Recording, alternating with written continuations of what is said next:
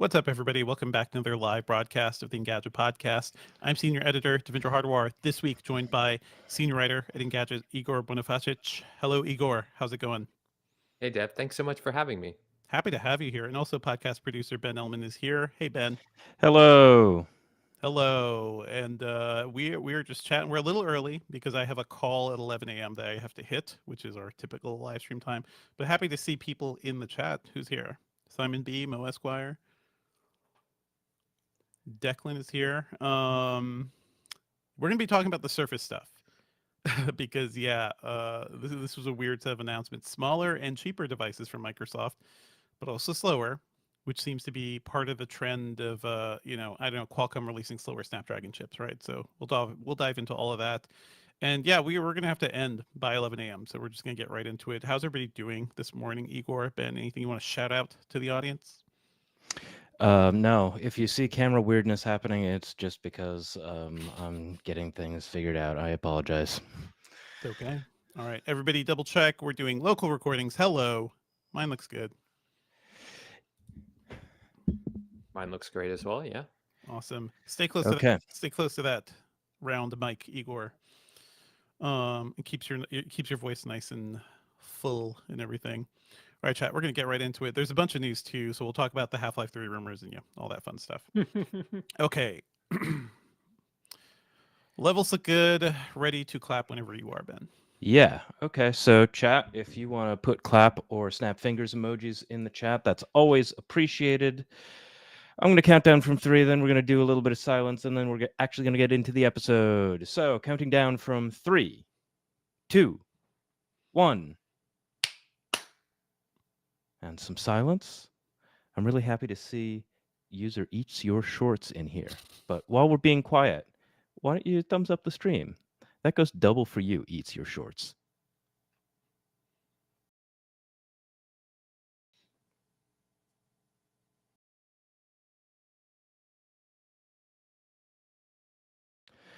Okay, we're done being quiet. Let's get into talking about surfaces. Surfaces, multiple surfaces, and very confusing release from Microsoft. Okay. Recording looks good. Devices on silent, everybody. Let's go in 3, 2, 1. What's up, Internet, and welcome back to the Engadget Podcast. I'm Senior Editor Devindra. This week, I'm joined by Senior Writer Igor Bonifacic from Engadget. Hey, Igor, how's it going? Hey, thanks so much for having me, and I'm doing great. Doing great. Awesome. I'm happy to have you here because we've got some PC hardware to dive into, and I know you've got like nerdy thoughts about all this stuff. Specifically, we're talking about the new smaller Surfaces that Microsoft announced this week that I'm in the midst of reviewing, the new Surface Pro. Also joining us this week is Ben Ellman. Hello, Ben, podcast producer. Hi. I don't know if I have very much to say about surfaces, but I'm going to be having fun listening. You probably have something to say. We're going to talk about Samsung like buying up even more of like Yes. hi-fi audio like that. I have some feelings about that. Samsung buying Masimo. I don't think that's good for the audio industry in general. And stay tuned to the end of this episode, folks. I have an interview, a nice long one actually, with Astra Teller, the current head of X, not the social network, X, formerly Google X. He is the guy who's been like heading up that moonshot factory, as they like to call it. And I really wanted to talk to him about like what the heck is a moonshot now? Like especially now as we're not as optimistic about technology as I think they were 15 years ago when Google X was founded. I think we had a good chat, and just be sure to stay tuned to that at the very end of the episode. As always, folks, if you're enjoying the show, please be sure to subscribe to us on iTunes. And as always, folks, please be sure to subscribe to us on iTunes or your podcatcher of choice. Leave us a review on iTunes and drop us an email at podcastengadget.com. We also have your questions. Hopefully we can make time for one today. And one of those turned into an Ask Engadget question on the site with words, real written words. So, your questions can go far. We want to hear your feedback. So join us or just send us some notes, please. You can also join us Thursday mornings, typically around 11 a.m. Eastern, but this morning it's a little early. But join us on our YouTube channel for our live stream. I would say just tune into the live stream or check our YouTube channel in the morning because we'll have the thing scheduled. But typically it's 11 a.m. and we'll show off gadgets. We'll chat with the audience. We'll have a fun time. So join us for that. Let's get right into what Microsoft announced this week, Igor, which is kind of weird because I think I talked to Microsoft ahead of announcing the new 12-inch Surface Pro, which is a smaller Surface Pro than the one they announced last year. This is still a Copilot Plus AI PC, and a 13-inch Surface laptop, which is also smaller than the 13.8-inch Surface laptop they announced last year. These are sort of like more compact mobile focused versions of these computers. But when Microsoft talked about it, they almost made it seem like these were replacing the older models. But as I dove into like writing about it and asking for clarification, no, these are sitting alongside them, sort of like how Apple has different sizes of computers in its lineup. But just first thoughts, Igor, does the idea of a 12-inch Surface Pro make sense to you? Or is it something you want? Well, as someone who at one point used the 12-inch MacBook, which famously had a terrible processor, this does kind of interest me, It if is only sort of because, revisited, right? It is low power, tiny computer. Yeah. yeah, also like a bit of, I guess, inside baseball here, but for the audience, currently our employer supplies us with 16-inch MacBooks, and let me tell you, impossible to travel with those. Impossible to travel with, yeah. I'm 36, and I feel like my back is just like not what it used to be, right? And the kind of the forecast on that is only getting worse, right? Mhm. So give me the 12-inch Mac, the Surface Book, excuse me, and I'm here for it. So I hear a lot of people being really wistful because that's 12-inch MacBook Pro. That was not that long ago. It was like 2014, 2015. This was even before, like, so that came after like the old school 12-inch MacBook, which used to be a thing. I think yes, there's an iBook right around yeah. that So spot. it was, Yeah. I believe it was their first fanless design, if I recall Yes. correctly. But this was before, important to know, it was before the M1 era, right? The Mhm. Apple Silicon era, right? And so I believe it was an Intel processor, It right? had And to it be, was yeah, just like, because it and was. it was hot garbage. This processor, like in no other way to put it, right? Like But you even like, did you like that computer even because it was so small, even though it was so slow? um I mean, I remember taking it to like events and people Mhm. would just kind of like gawk at me for being like that weirdo with like the 12-inch MacBook, right? But it was the only computer I had at the time. So, anyway, but I do want to point out one interesting thing about this whole Microsoft thing is that they're also, as far as I understand, raising the prices of old Surface laptops by Yeah. some of them by 20%, right? Which, so how does that affect the value, I suppose, of these new ones? It's it's weird.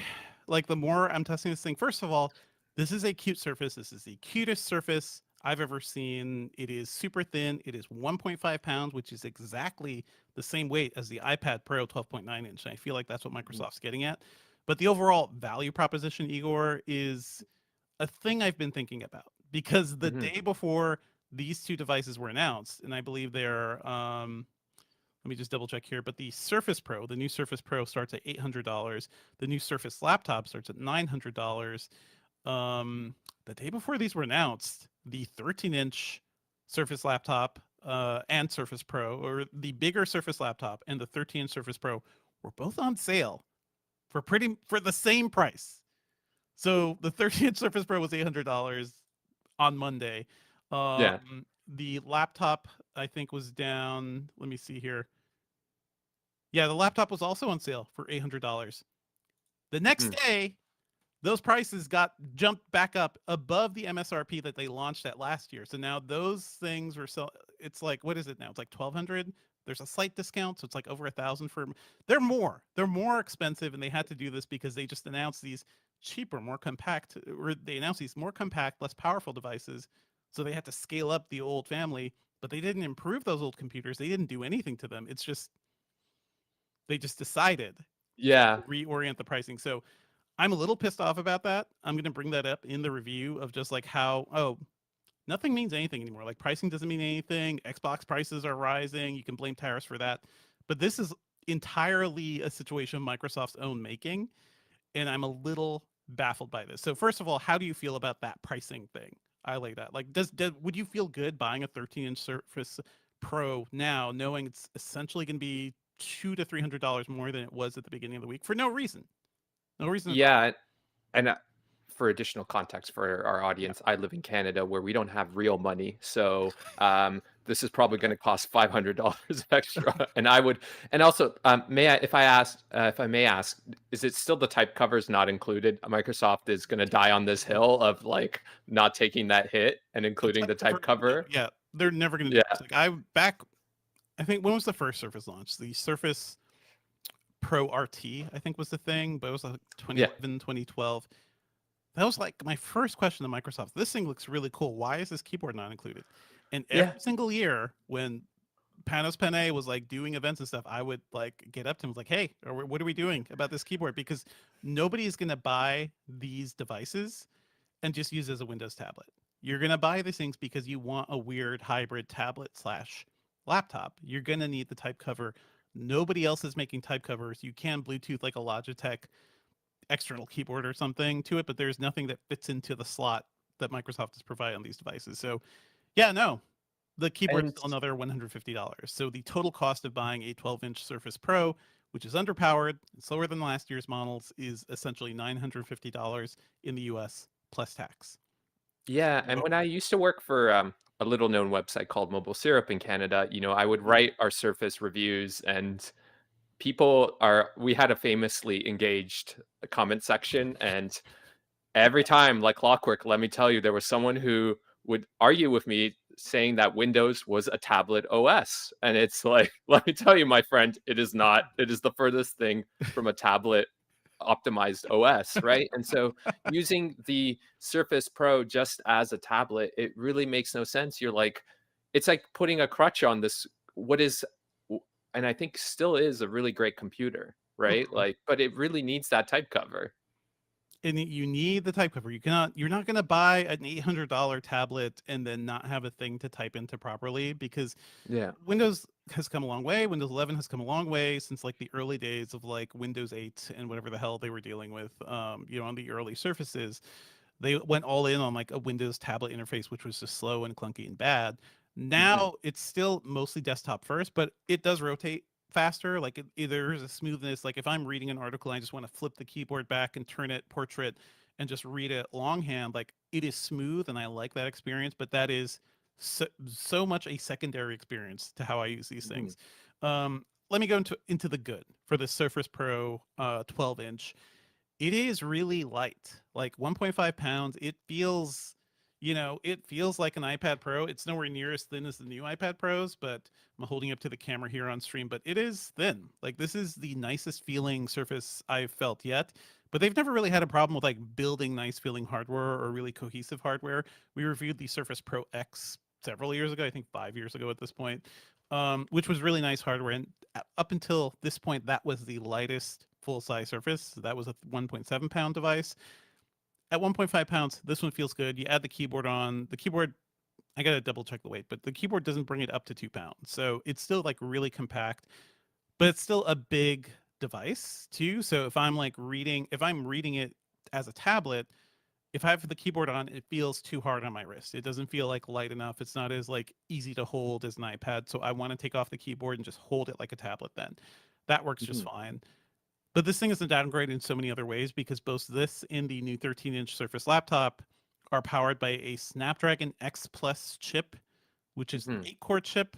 The ones that came out last year, it was either 10 or 12-core Snapdragon X Plus and X Elite chips. So it's a slower processor. In my testing, it is pretty much on par with like the Asus ZenBook A14, which I reviewed a couple months ago, which was like my favorite. The cool thing going to CS, super light, like 2.2 pound Windows laptop. It's super slow because it has this just really, really slow underpowered chip. You can use it just fine. Like it does basic productivity work. This thing has 16 gigabytes of RAM. It's fine, but it just feels like we're taking a step back performance wise just to hit this size target. So when I say that, Igor, are you compelled? So I'm reminded, how similar is this to the old Surface Go, right? Because I think that's probably the closest parallel to this device, right? And that device, I remember, again, too early for its time, right? Way ahead of its time, because the processor technology just wasn't there, right? And I guess the question I would also ask is, do you feel the Snapdragon X project has been a success, right? Because I feel like it was something that like Qualcomm, they like beat their chest about, but you know, in terms of performance, they're like, we're beating Apple, but I still feel like the Apple Silicon is just the way it's integrated with Yeah. Mac OS. And I think just, you know, maybe Apple's willingness to say, to burn the past is, whereas Microsoft, you know, they have to maintain those legacy users. It has just allowed Apple Silicon to be more successful. And yeah. I mean, certainly, I'm going to go step backwards through your question. So yeah, Apple Mm. Silicon absolutely more successful. We talked about that last year Mhm. because Apple owns the hardware and the software, right? So they can really Mhm. fully control that stack and build the chips to exactly what they need and do Mhm. things like integrated memory and make that available to the GPU and just have this really fast, tight system. Last year's devices, the Copilot Plus things we saw with Snapdragon X Elite, they were fast. Like the Surface Pro, Mm. Surface Laptop were really fast. Microsoft, I think more importantly than any of the like AI stuff that they had announced, they finally made Windows good for ARM chips. So like ARM mobile first chips. That was the Achilles heel for Windows for a long time, since the very Mhm. first Surface, the Surface RT. If you had an ARM chip, you couldn't run legacy software. You could only run some apps from the Microsoft Store. It was a really locked down, slow experience. So as of last year, they have better emulation for x86 apps. So you can actually install older legacy Windows apps and be fine. A lot of games Mm. aren't supported. Some games just don't even launch on ARM at all. I believe Fortnite is one of those because of the um, cheat prevention stuff. And I've seen like some companies say they're going to work on like making their cheat prevention tech work better on Snapdragon chips in the future. So maybe that'll change. But no, you know, overall, Apple Silicon is better. That is why when I wrote the Ask Engadget piece last week, when somebody was asking, should they move from Windows to Mac? Absolutely. Like Mac is Mhm. where it's at in terms of hardware, performance, efficiency, battery life, everything. But if you have to run Windows, like they're doing a better job than they have been with ARM chips. So there is that. I do remember the Surface Go. I reviewed pretty much all the Surface Goes, and I think Microsoft quietly just like killed that thing because now you Yeah. can only buy it from the business website. It was a small 10-inch Surface, but it was really thick and it was super slow because the initial ones ran on like essentially Celeron chips, so they were super super slow. But I think they wanted to like what could they make for like a $500 to $600 budget Surface? They tried, you know, I think that got slowly better, but also you still had to buy the type cover separately. Like by the time you created the package of like a usable hybrid laptop, it was more expensive than a cheap Windows PC, and I don't think nobody really cared about Yeah. that thing. This is sort of like the in between the Surface Go and like the bigger, more powerful Surfaces. I'm interested to see what people think of this. Like, there's no more Surface connector port, that like nice little charging port that is magnetically attached. So if you like pull your Mhm. computer, it doesn't come tumbling down. It's only USB-C. We dug deeper into like the specs. There is no SSD in this. It is a UFS, I believe it's called. It's the flash thing. UFS I feel like 3.0? yeah. I'm not sure Mm. which exact model. Actually, that's a good point. But it is universal flash storage, yeah, which is something we see more on phones and like mobile devices. But it's not upgradable like the SSDs are on the bigger Surface Pro and the Surface Laptop. Mhm. The screen is a lot worse, lower resolution, lower refresh rate. Oh. Yeah, so Y- it's a smaller screen, but they went really low. Like let me see here, the Surface Pro, like the new 13-inch, no, the 13-inch Surface Laptop only has a 1080p screen Mhm. for a 13-inch laptop. That doesn't feel good to me. Maxes out at 90 hertz refresh rate, as does the Surface Pro. The bigger surfaces can go up to 120 hertz. These are both Mhm. also stuck with LCD screens. The bigger Surface Pro you can equip with an OLED if you pay more. If you pay up to like $1,500, I think. So yeah, like I'm testing this thing. It feels good. It feels perfectly fine for like a basic productivity machine, but the minute you try to like do more, like if you want to maybe occasionally encode a video or cut something, just stress it a little bit. I think it kind of falls apart. It's just not very strong or powerful enough for that. It's also fanless like the new MacBook Air, but not as powerful or capable as the MacBook Air. I also want to do Mhm. my test where I use it in like full direct sunlight and see like, can this computer survive 80 degrees in direct sunlight in Georgia heat, which it's still getting humid, even though it's like late spring at this point. Mhm. So I'm in the midst of reviewing this thing. I think it's like it feels good, but it's also kind of confusing. And I think if you're interested in this family of stuff, maybe look closer at the 13 Surface Pro when it goes back on sale. But will that even happen? Like, will prices ever come back down because everyone's worried about tariffs? Everyone's worried about so many things. Any thoughts, Igor, as I've laid this out? Like, is this compelling, or would you rather do the Surface Pro 13-inch? I think I would just rather do the 13 Pro, um, because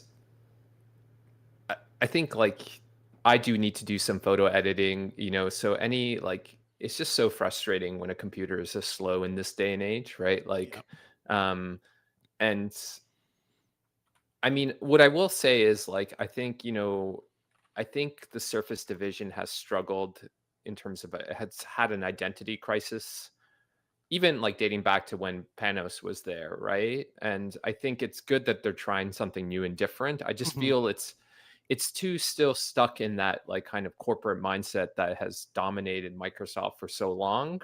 And I just wish I think they could really hit it out of the park with the Surface, but they just it's always a question of like, well, what does this mean for our partnerships with our OEM partners, right? And like we don't want to upset them, kind of deal. I don't. I don't know if that's necessarily it. Like, it's just Microsoft has always been slow, right? They've been slow to Mm-hmm. the chip designs for some reason. Surfaces have always had like older Intel chips for the longest time. I think the Mm-hmm. Snapdragon X stuff was the first time they were on par with brand new chip tech, and they also finally got Windows ready for ARM. Maybe there is a bit of that, but just feel like they don't they it is too big of a company to really truly innovate. Like, the first initial Surface pitch was really good. That made a lot of PC companies want to make a convertible computer, so like ones where Mm-hmm. you could just turn the screen around or flip the hinge all the way around. And I think Surfaces helped make that more of a thing, but I don't see people with actual Surfaces out in the wild. I still think, like, the usability wise, this thing is kind of annoying because the hinge is a problem. Like, the hinge, it's Yeah. cool. It was cool when they first announced it. It's still terrible to use in your lap. The only way they kind of tweaked it to make that good was the Surface Laptop Studio, which is the one Mm-hmm. that is their MacBook Pro equivalent essentially, but that is the one where it opens up like a normal laptop, but you could pull the screen forward and it kind of hinges on like sort of like an A frame type thing. And I think that was a good upgrade over it. You can't really do that on the Surface laptop, but maybe you could do something like what Apple has done with some of the iPad Pro cases, I think. There are other Mm. ways to do it. We've seen PC makers kind of explore this quite a bit. So I think the hinge remains an issue. The new keyboard feels fine. It actually has a decent amount of depth, but it is more cramped because physics. That's just the size it is. It also doesn't angle up slightly like the old ones used to, which was a nice Mm-hmm. ergonomic way to type on a Surface. Now it's always flat. It still feels good, but if you're used to even having that bit of comfort on Surface, that's gone. It is a weird device. I think for some people who've always wanted like a nice compact Surface, this is it. This is kind of the Surface you've been waiting for. Um, I just wish it was as fast as like the 10 or 12 core. Like, I wish it was a little zippier and a little more useful. So Mm-hmm. that's kind of where I'm at. I'm finishing up my review of that, and that should be up on the site this week. We don't have the new Surface laptop yet. I'm kind of expecting the same thing. It is the same chip. We're like, it's going to have the same performance issues. Battery life on the last year's Copilot Plus PCs were really good. Like, that was 16 to 18 hours from my testing. So I'm expecting good stuff here. I need to do the full Mm-hmm. test. So it's just kind of a mixed bag. But if I were to score this, it's going to be somewhere in the mid 80s, mid to low 80s, probably. Some things I would recommend to some people with a lot of caveats, basically. So yeah, that is the new Surfaces. They are smaller, they're more compact. The bezels are still there. It's making still plenty of Microsoft mistakes, but there is that. So yeah, stay tuned for potential. Stay tuned for more thoughts on this and the Surface laptop if we get our hands on that soon too.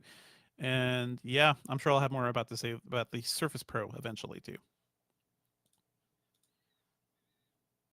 Okay, let's just keep going, and if we have time for Q&A, sorry chat, like I'm just rushing to like get stuff done by like Yeah, because you have to stop the Microsoft podcast to talk about more Microsoft, right? Mhm. I have to talk with Microsoft about Microsoft. Okay. Yeah, Let's just get so straight into other news. Yeah. okay, sure.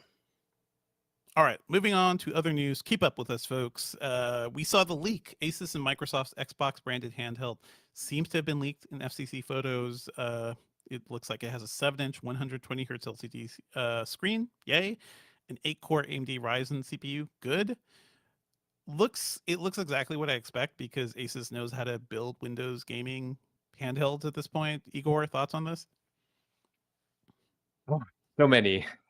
One, we really need to see what like I really hope that there's announcement of a optimized version of Windows for handhelds, right? Because Mhm. I think, like as much as people like to say that the Steam Deck now has quote unquote outdated hardware, um, the software is just leaps and bounds better Mhm. than like, I wouldn't personally, I would not consider any of the Windows handhelds over the Steam Deck. One, because of the OLED, but two, because of just like, Valve is just such a step above in terms of software. And, to your earlier point of, you know, the Surface and like integrating that integration between hardware and software, Microsoft doesn't have a great track record with that, Mhm. right? And so I am still very curious to see it, right? And I hope it's a success because I think this is just like such a great, like it's been such a renaissance for PC gaming, right? Is these handhelds, and it Mhm. really has opened it up to a much bigger audience. And I think, like for all the like downfalls of PC gaming, we'll talk maybe a bit about your Yeah. MOBO troubles, but like I honestly think like PC gaming is the best just because there's just so much creativity and such amazing games and like such a great spectrum of games. And the hardware part of it, if you're like nerds like us, it's so fun to like, build your own PC and like nerd out on this stuff. But Mhm. these handhelds are like, this is just such a no-brainer for Microsoft. And it's really just shocking it took them this long to like, they could have gotten this done years ago, So This is Microsoft, man. Like this is just how I'm sure they've actually been thinking about this for years, but also there's a push and pull, right? They are a major console maker. Do they want to mhm, waste time in the like, niche market of gaming handhelds? Maybe this will actually be the main market for them moving forward. yeah. We talked about like when basically around the Switch 2, how much the original Switch shifted the landscape of gaming. I think the Switch proved that the Steam Deck was possible. So Valve cannot deny that, even though they were playing around Yeah. with like all sorts of different gaming devices before. But yeah, the actual handheld hardware has gotten better. To be clear, the leak shows two versions of the Asus ROG Ally 2 with Mhm. Xbox buttons and a top end one. The Xbox version of the ROG Ally 2 has that 8-core AMD chip. There's a regular model with an AMD 4-core chip and probably lower memory or something too. But Mhm. this is fine. The hardware is not surprising. You're right. It's really the software that they're going to have to be dealing with here. Um, people have pointed out that I've been playing more in the Xbox PC app because I'm playing a lot of Clair Obscur, and that game is just amazing. But there is a clock in the Xbox app right now. Mhm. So really, all you need to do is when you open a Windows gaming handheld, is just launch the Xbox interface, and that's it. I do hope they have a streamlined version of Windows coming. We've talked about like spitballing what Microsoft could do. Just the real baller thing, especially as Xbox prices have gotten higher and whatnot, is just like those cute little those powerful little boxes that are under some of your TVs. That is a full ass Windows desktop now. Mhm. Let's go, baby. Like just let people install Steam, let people treat it like a computer. I actually think that would be compelling for a lot of people because a self-contained gaming PC like that would be good and would lead to more Xbox Game Pass purchases and people actually buying and playing games. That Mhm. to me would be an ultimate win for Microsoft. I don't see them making another like high-powered gaming console again because this is like you could do it in a handheld, you could do it in a handheld that goes in a dock, you can bring PC hardware down. Maybe future Xbox is just essentially a desktop PC because that's what the Series X feels like. So it's a lot of ways they could go. with that, Yeah. we shall see. We shall see. We're staying tuned to all of this. Also, let me see here. We did want to talk about OpenAI's thing that you wrote, Igor, like their new Yeah. for-profit plan. I believe their plan not to go public anymore, which to me feels like that's a sign your business is actually not that stable and probably shouldn't be a public company. But Mhm. do you have any thoughts about that, about how they're proceeding or trying to make money at this point? Yeah, so just to be clear, Mhm. we don't know whether they plan Yeah, to go public. I assume at some point that is the end game. The yeah. question now is, previously they were what they wanted to do was kind of separate control of the for-profit, which is the company that makes, the s- the software that you're familiar with when you're Mhm. using ChatGPT, right? Compared to the nonprofit that controls that entity. And it's more complicated than that. I'm like really oversimplifying it because if you look at OpenAI's org chart, it is just like a monster of a org chart with, and it's not even as detailed as I think filings have shown. But um, as with all things with OpenAI, they really didn't say enough about the plan, right? And so I talked to some legal scholars, and they're like, it really depends on like how they structure this company moving forward, right? Like how much of a voting share will the nonprofit have, and will it, will that voting share be in perpetuity, or is it something that could be diluted through an IPO? And so I think if you're a critic of the company, and I would encourage everyone to be, because it's like one of the most important companies working in the space right now, is, you know will the nonprofit eventually control this thing, and so it's really in the weeds, but it was really enjoyable to Mhm. write about and just learn about more, because again, this is such a transformational company, for better or worse, and um it really needs to be held to account.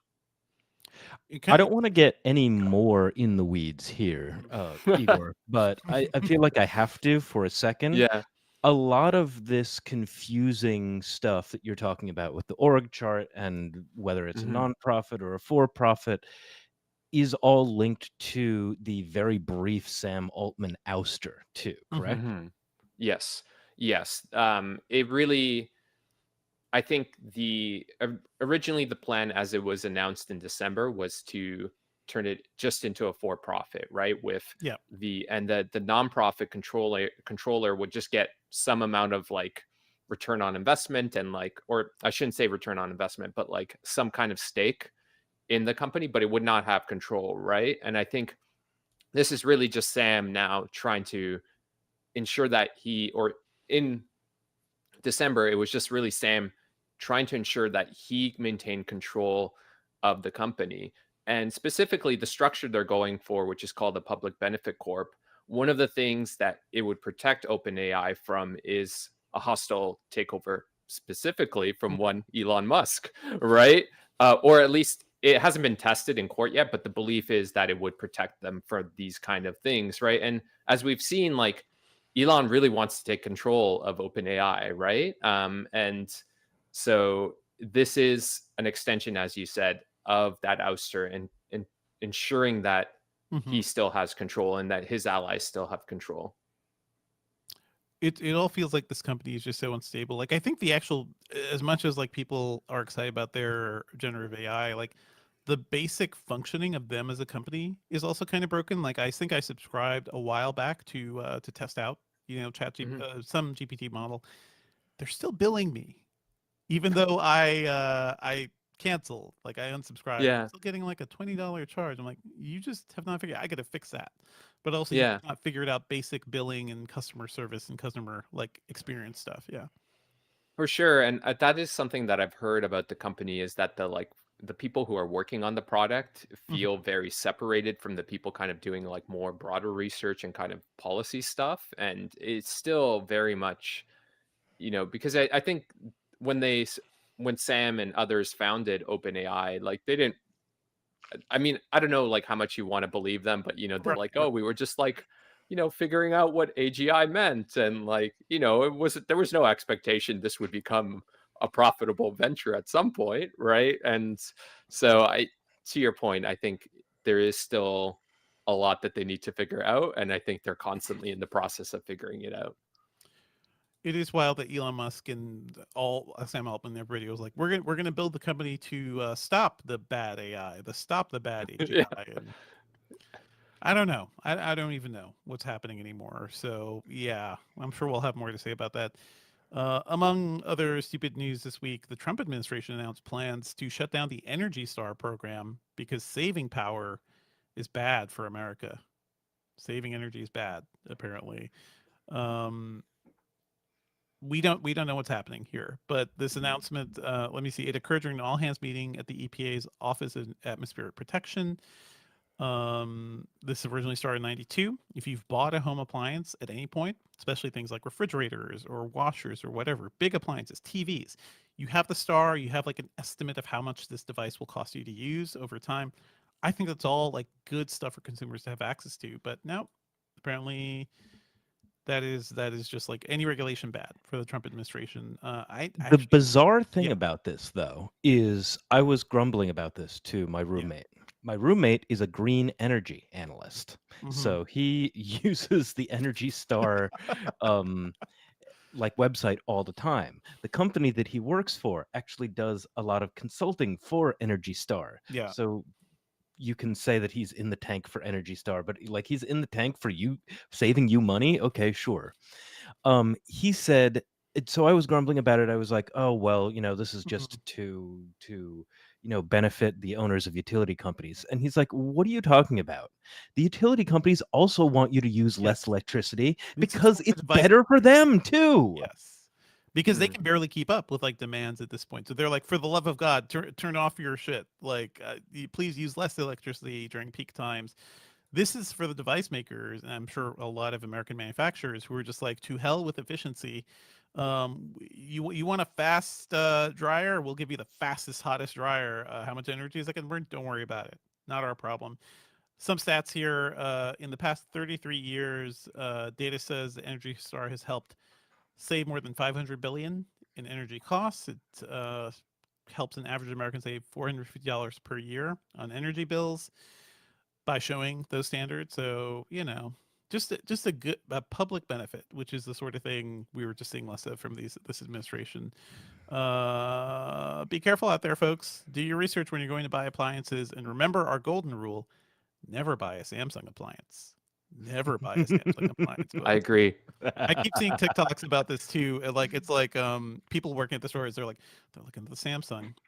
Don't no. They're looking at like a Samsung washer or a Samsung dryer. No, that's a recipe for disaster. Samsung refrigerator. I'm sorry. They look so No. pretty though. They look so pretty. Listen, I'm a sucker. I bought that LG fridge with the window, and you knock on the window and you see what's inside, which is great for my kids' snacks. But also, it's LG. LG is like rock solid. Everybody loves LG appliances. But this is also the sort of thing where you can look at an LG versus a Samsung appliance and also see like energy rating differences too. This doesn't tell you quality differences. Wouldn't it be nice if you could walk into a store and actually see review stuff? This has been rated well by Engadget or Hmm. wherever. That's actual consumer protection. That would be super helpful. Anyway, I hope this doesn't I hope this is not an extended thing. I know somebody who works for the EPA in my neighborhood. I need to talk to them about their thoughts on this. But yeah. Also, I don't know if we fully talked about this, but yeah, it was discovered that the Trump administration is now using a Signal clone for messaging, telemessage, it's essentially a modified version of Signal, which is unauthorized from Signal, that company said. Turns out that clone was hacked. Telemessage was hacked. And after discovery of this telemessage, I believe has ceased. Like it's no longer working. I believe, right? They turned off their service, but also Oh. that information, whatever, like clearly secret and confidential government information that was there, is open to whoever hacked it. So fun times. It Fun times comes in back to America. the idea that Jamel Bowie, the New York Times Mhm. columnist, talked about a few weeks ago, which is that any competent intelligence service should have just like a live feed of what's going on in the White House. Yeah. Oh no, absolutely. Live feed, live updates. I'm sure some people are getting like live real-time health data on people in the White House because like Yeah, so yeah, any intelligence service around the world that's worth its salt probably has some way of peering into some of the secret conversations that are happening. And yeah, that's great. That makes That's America great. very That's great. safe. I don't We're know if you ready saw for- this, Dev, but Mhm. Tulsi Gibbard was also found to have been using the same password on all her accounts, and it was I saw that. the password. I forget the exact phrase, but it's related to some cult that she said she has never had any part of. Oh no. Our director of national intelligence has long been tied to like what's essentially a Hindu cult, I believe. I think it is, but it's a cult of some kind. Hey, Yes. great, great on every level. You know what? This is depressing. Let's talk about I don't know, what do you call this? Monopolies instead. Let's talk about Samsung. It's paying $350 million to buy Massimo, which may not sound that interesting, except Massimo is the owner of brands such as Bowers and Wilkins, Denon, Marantz, and Polk, like really, especially Bowers, like high-end audio speaker stuff. Samsung already owns Harman Kardon and JBL. It's actually the Harman brand that bought the Massimo stuff. So essentially, so much of like the great hi-fi speakers and technologies and receiver stuff that people have been into in like the hi-fi subculture for a while, it is now owned by Samsung. What did we just say about Samsung? This is not good. This is Okay, not but like, is audio an appliance? I mean, I think a speaker is like one of the best appliances because a good speaker will last you freaking decades. Okay, but I don't really Yeah. think about a speaker in the same vein as like washing machine You're right, and right. It is a completely separate division, but also, to me, it's just a sign of like, oh, this is the company with the exploding Galaxy Note. This is the company that released the $2,000 folding phone that didn't really work, but still made people pay $2,000 for it, and it fell apart all the time.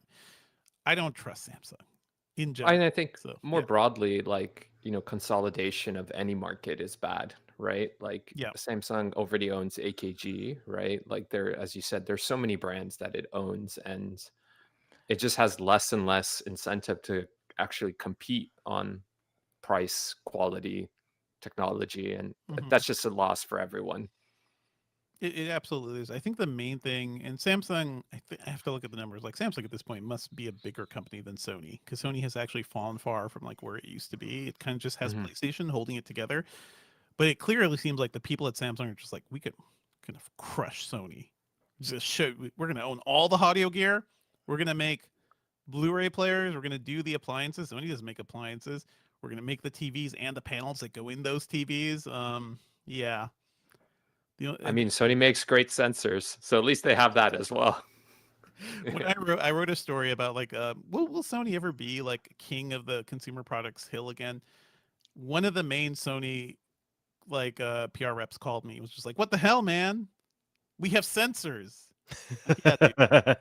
We have the leading camera sensors. Yeah, I know you do. That's great. Good for you. Where are those sensors? Not always in Sony cameras and also in other products. Like Mhm. you're not where you were, Yeah, 20, 30 years ago, clearly.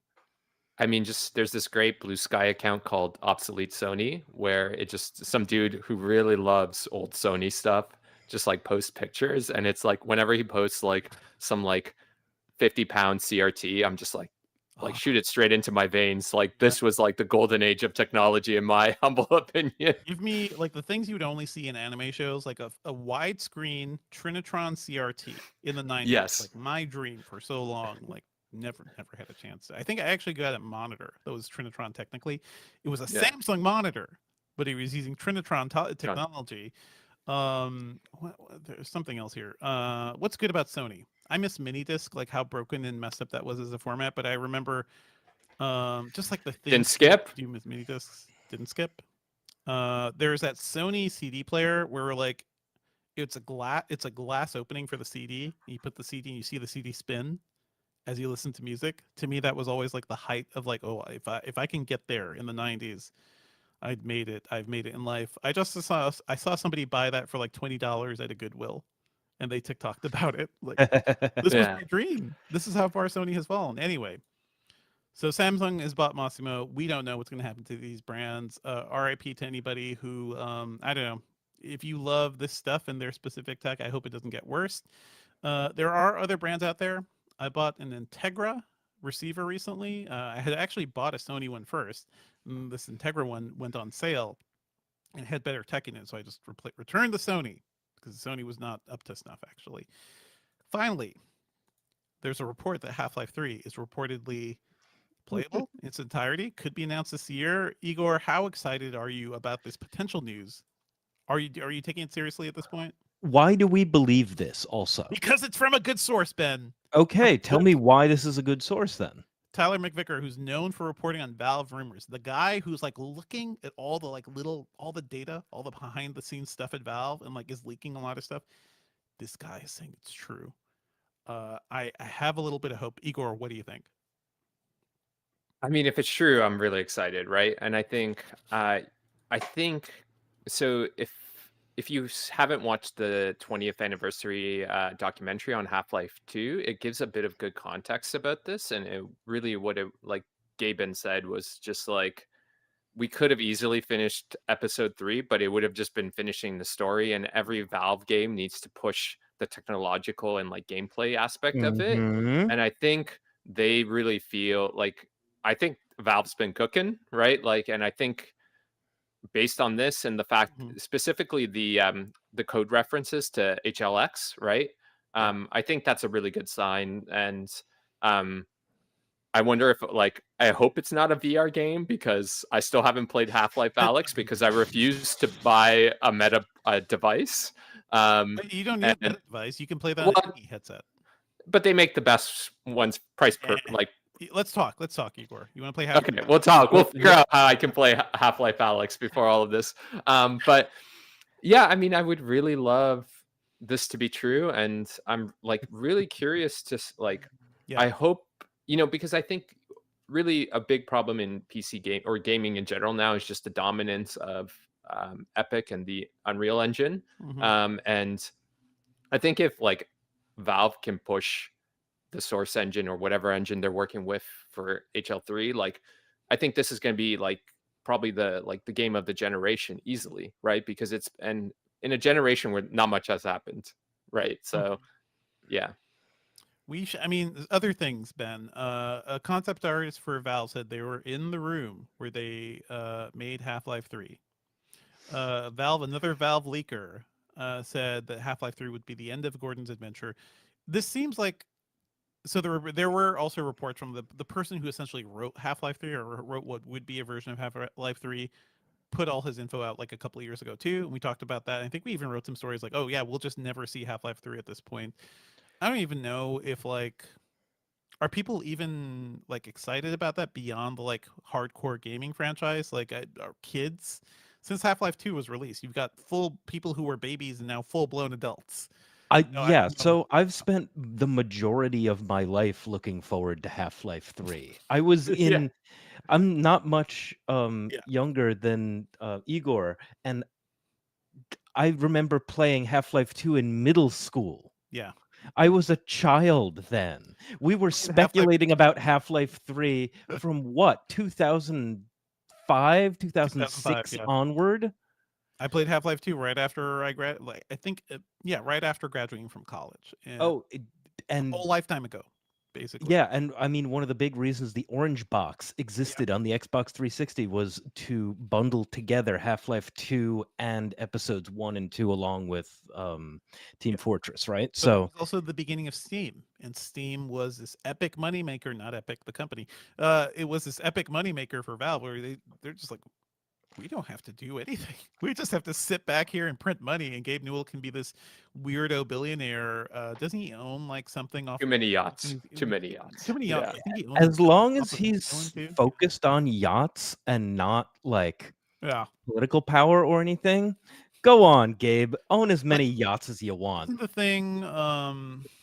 It was maybe it was actual the index stuff, but there were stories that Gabe was just like wandering around Seattle delivering devices for like people that people ordered from Valve, and I think it was indexes, right?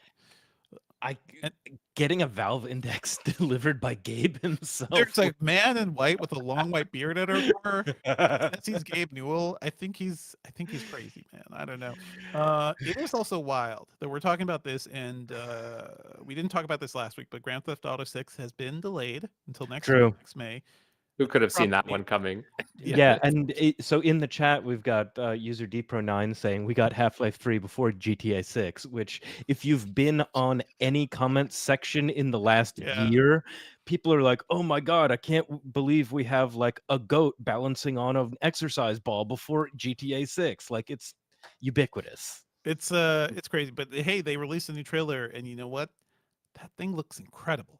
Like I don't. It's probably it's gonna be another GTA type of game, but it looks amazing. It looks sheer like a amount of movie. detail. It looks like a movie. It looks like real life. You've got Stephen Root as the first voice I heard too. It was like you got some of my favorite voice actors and actors involved.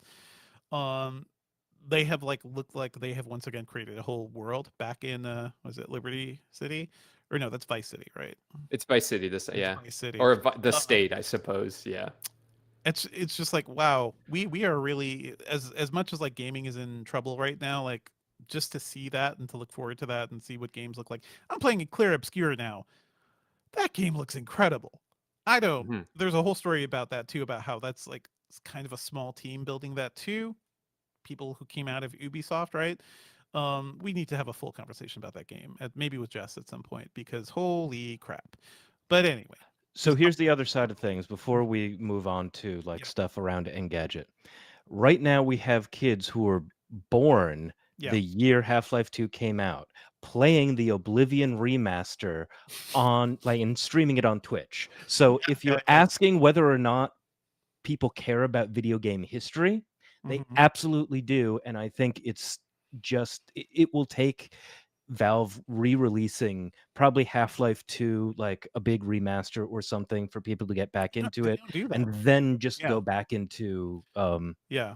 The Half-Life 3. anniversary update, honestly, that game, it Yes. still looks incredible. Like some of the shaders and stuff that they were using were just, and like the art design, and there's like really great workshop support where if you feel like an asset is like low resolution, there's someone who made like a beautifully crafted high resolution asset. And the game, like I just played it recently on an OLED monitor, and it was like chef's kiss. I need to do that. And didn't they add RTX stuff, or is that an add-on coming or something? That's a free mod. Yeah, you can. I Yes. mean, I think That's all the I need. RTX, yeah. or ray yeah. tracing. I do want to point out, because Igor, it hurts me to hear that you're a Half-Life fan who have not played Half-Life Alyx, and I got to keep saying this. I reviewed Half-Life Alyx for us when that began. Essentially, when that came out at the beginning of the pandemic. Yeah. Really weird to play that game, a really immersive game about the impact of a pandemic, but also alien invasion. hmm That game is incredible. So do whatever it takes to play Yeah. If you care about Half-Life, if you care about the lore of Half-Life, if you are waiting for conclusions to things that happened at the end of Half-Life 2, you need to play Half-Life Alyx. Don't just sit here and wait for a Half-Life 3, because they're probably actually going to continue some of that story, because there is like universe-changing stuff in Half-Life Alyx. If you have a gaming PC, there are many ways to play VR right now. You don't have to get the Meta headset. You can find a used VR headset in some fashion at this point. So Igor, hmm you can make it happen. Okay. Yeah. Let's talk after the show. Yeah, we'll figure something out. Now, let's move on. Let's save the question for another week, because I've got 5 minutes left. Okay. Yeah, Save it for yeah. next week. But thank you from Wes from Dallas Fort Worth, who sent in a Switch 2 question. I'll get to it next week. Okay. We promise, Wes. I know promise. you've sent in so many good questions. I know. I am going to This make it a many, many point good questions. to make sure that we cover your question next week. I will also say, make sure your questions are things we can probably answer, because I don't. There are sometimes there are questions that come in. There's like stuff. What is Nintendo thinking about this? We're just guessing. We don't know. We don't know what their plans are, but we shall see. Quick hit from around Engadget. Amy Skorheim has reviewed the new Roku Streaming Stick Plus. She says it is perfect for travel. Gave an 85 score. They've been basically slowly tweaking all of their devices. Like Roku's a weird company where it's really hard to tell what's different from year to year, but this is a good one. I think I bought one for my dad recently too, because he needed like streaming apps and a basement TV, and this is it. super cheap device that does the thing and you can travel with it. I love traveling with like an Apple TV or Roku stick because you just have all your stuff set up. You just got to get it on Wi-Fi and you don't have to like worry about fighting with airport networks or whatever. Anything we're working on that you want to shout out, Igor? I'm working on a review on a new Sigma camera. That the Oh, wow, yeah. Sigma BF, that it's like that unibody one. Yep. So, um, so if you've ever wanted to know what a camera would look like if like maybe Apple designed it, this is the camera for you. How Which much is to does that say, cost, it is Igor? beautiful but not very practical. Is that like 2,000 plus? How much is Oh it? yeah, 2,000 US. So Yeah. I don't even want to know how much it costs in imaginary money. So yeah. Your Canadian dollars. Yep, I hear Yeah. you. I'm in the midst of like reviewing some things like the Surface Pro and maybe other things. I have a monitor review coming up. Also, shout out to you, Igor, for doing the 27-inch Alienware. That's a good Mhm. review. That's the 240 hertz, right? Yeah, That's their 4K. newer Yeah. OLED. 240 hertz OLED, 27 inches. I have to say, reviewing all these monitors has spoiled me. I cannot live with a monitor below 32 inches. Sorry. Yeah. But I'm also still testing that 27-inch LG, so I'll Yeah. have thoughts on that soon. Any pop culture picks you want to shout out real quick? Um, I haven't been playing many video games or watching much, but I did started.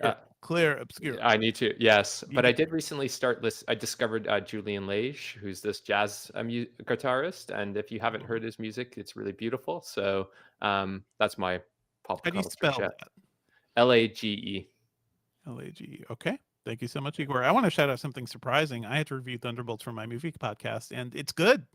Not in fact just good. It's great. I think it's one of the best Marvel movies ever made, and honestly, a really refreshing start to the summer movie season. I don't expect this is going to be like it's not going to be indicative of all the good stuff. Last year we had freaking Furiosa and we had Fall Guy. We had great action movies that nobody went to see. So I'm still like Yeah. reeling and mad at audiences about that. Furiosa is freaking fantastic. But anyway, Thunderbolts is good. It's in theaters now. Go see Sinners if you haven't seen it yet. A lot I of good need to stuff. see Sinners Damn before it it, gets Ben. out of theaters.